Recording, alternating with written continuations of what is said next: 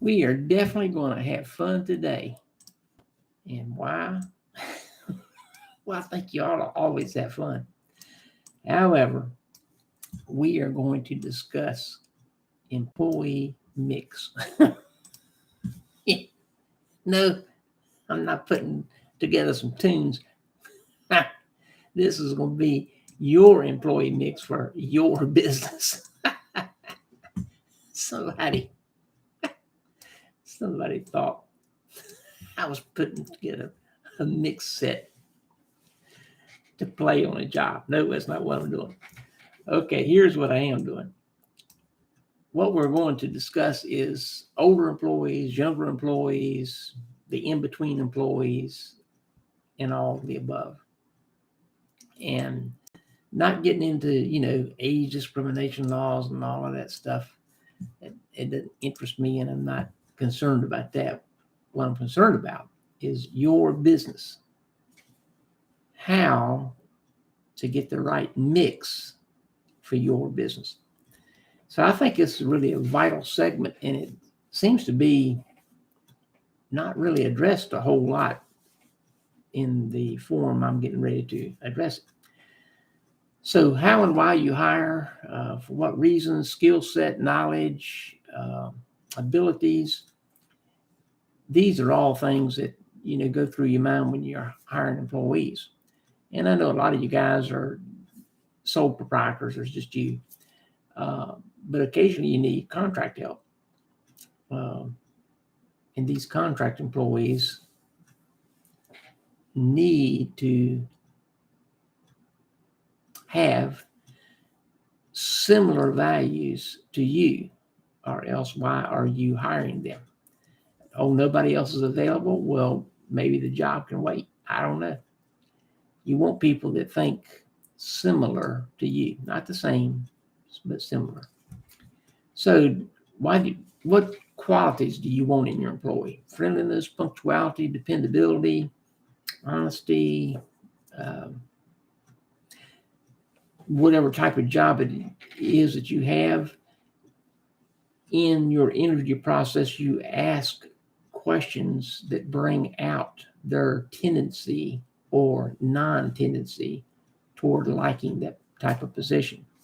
Do they have good eye contact when you're talking to them? Those are kind of base attributes. Now, some key characteristics. Do they have good communication skills? Are they skilled in math? Able to lift heavy loads? Neatly groomed? Do they have initiative? When you get them to talking about jobs they've been on, did they take ownership of the job at their current job or former jobs? Or did they just complain about the boss, complain about the coworkers, complain about whatever? If they're complaining, don't hire them. I'm just telling you, you're setting yourself up for high attrition when you do that. In your interview process, can you detect, are they comfortable working with a team or a group? Or do they have to have their own space and kind of leave me alone? You can pick these things up in an interview process. Also, when you narrow it down, and I don't know how big your company is, say you're a little guy like me, and you're hiring for one position, and you've interviewed 75 people, and you narrowed it down to 5 people that you think, man, each one of these has excellent qualities. What do? You and if you're married, you and your spouse take them out to lunch or dinner. Depending on the nature of the job, you may want to take them out to dinner so their spouses or significant others. I don't really like significant others. What that implies, but I understand. So take out their spouse or significant other and go to dinner with them. and don't say anything about what they can or can't order. You can learn a tremendous amount from this one simple test. You're down to the last 5. You only have one job. Now, do some of the people, because you're footing the bill, order the most expensive thing there? You don't want them working for you. They'll do the same thing to the company. Do you see in their eyes and their body language that they're looking down the menu and picking I used to pick the lowest priced item that I actually wanted to eat when somebody else was footing the bill. Still do that. Why? Because it's showing respect to that person. In this case, in the case of when I was maybe interviewing for a job, it was respect to the company, because how I treat the interview process is how I will treat the job. And they may pick a low priced item or a mid-range item. That's okay. That's acceptable. You can trust their judgment. When anybody's in a situation where they got free reign and they just go wild, hey man, give me another one of those. Hey man, oh man, give me this, give me, they're going to eat your company from the inside out. You're not going to have nothing. That's an easy way to eliminate them. Also, when their food comes, I like a lot of salt. However, notice, do they salt their food before they taste it?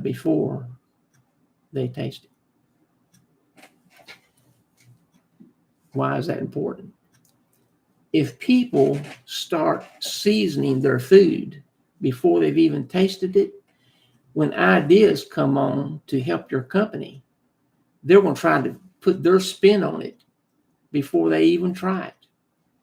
So they could mess up a terrific idea because they had to have their spin on whatever it was.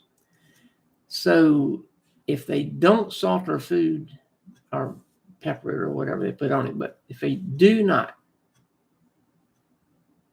season their food before they taste it, they always have to taste the food first, then season it, because if you taste it, you know how much seasoning you need. If somebody comes up with a project and say they're a manager, they say, hey, let's give it a try just as you have it. And if it doesn't work, we can tweak it and make it better. That way, you know that they're going to look out for your company. If I had 5 people and 4 of them seasoned their food before they ate it, and the other person tasted the food and then seasoned it, but they weren't quite as qualified as the others, I would hire that person, because I know he or she has the best interest of the company at heart, just like they've got their interests at heart. Let me taste this food before I go putting stuff on it. I did that one time. I usually don't do that. I was somewhere and unconsciously I salted my food. When I tasted it, I went, oh man, what was I thinking? I forgot to taste the food first. I don't know why I did that. It was it's a few months ago. And I thought, oh man, I've got to eat this now, because it was expensive. Anyway, that was a very poignant lesson for me, because I haven't done that for decades. I mean, I always taste my food first. Why ever I did that, I don't know. We all make mistakes. Boy, that was a big one. So look at your employees. I know I shouldn't say this, but look at them as food. See how they are. What's the feel you get from them? Do they have good eye contact? How are they dressed? When my oldest daughter was going out for a job, she picked out an outfit, and I said, no, don't wear that. Well, Dad, this is in style. This is a thing, blah, blah, blah, blah. I said, you're going to work for a bank. Does that look like a bank outfit? Oh, I've seen people dressed like this. And I said, I don't know what bank you go to, but I haven't. But anyway, I said, go in there, change into, and I told her what outfit to go into. Okay. I went with her. I had to drive her to the interview because it was later at night, and I didn't want her to be out by herself. So, of course, as a dad, I'm going to take care of her. So we went out, and she was dressed, well, I would say spiffy. I don't know what the right word is now, but she looked nice. She fit in the bag. And when we walked in, of course, I always wear a suit. So we walked in, and there was two of the hiring managers standing out in the lobby. And my daughter says, where'd I go? And they said, oh, right to your left, and explained. And then I saw them assessing me as I walked by. And I went and sat down, and my daughter went on in to the interview section. They had several interviewers. So one of the hiring managers came over and said, you know, we noticed you when you came in. Would you like a job with us? I said, no, I have a job. I have my own company. So they said, we really noticed your attire when you came in, and our interviewees, and I had seen some of them, they didn't talk in front of the interviewees.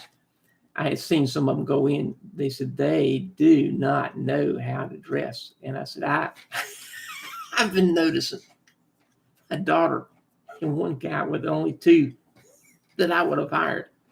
Man, one girl came in with a mini skirt, and I don't mean hot pants. I mean a mini skirt, 5-inch heels, all kinds of makeup and jewelry and everything, and a low-cut blouse. She was applying to be a teller at a bank. She was on her phone, and she was just kind of all over the place. She was the worst one. Then I seen some guys come in, and they were pretty casual in their attire. So they looked like they belonged in, I don't know, a warehouse where you get dirty and you have to do a lot of hard work. So when you're looking at people to hire, when you get down to the final few, take them out to lunch or take them out to dinner. If it's a job that will require support at home, take the spouse out, because you can learn a lot from that. I remember job interviews when I was younger, where the president of the company took just my wife and I out to eat. We were discussing a new contract, and he wanted to see how we work together, because how we work together would affect my performance on this particular contract. Smart man. So that's about all I got for today. But when you're going into business for yourself and, doing your own thing, it's great. I'm all for work. I'm all for you. But find people with skills that you don't have and hire them or engage their services, especially a business consultant. Man, you guys need to find a way to afford a business consultant that's good, not that's trying to drain you dry. A good business consultant will work by the hour with you. Some of them work like I did. I worked on a percentage contract.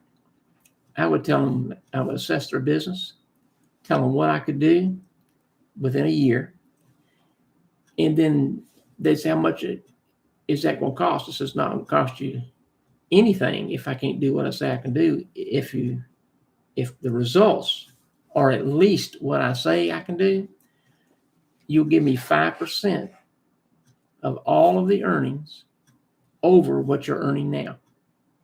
So if I can't get you over what you're earning now, I'm not going to make diddly squat no matter how much time I work. And I gave them a guarantee. If I can't do what I say I can do, and you've been paying me like by the month on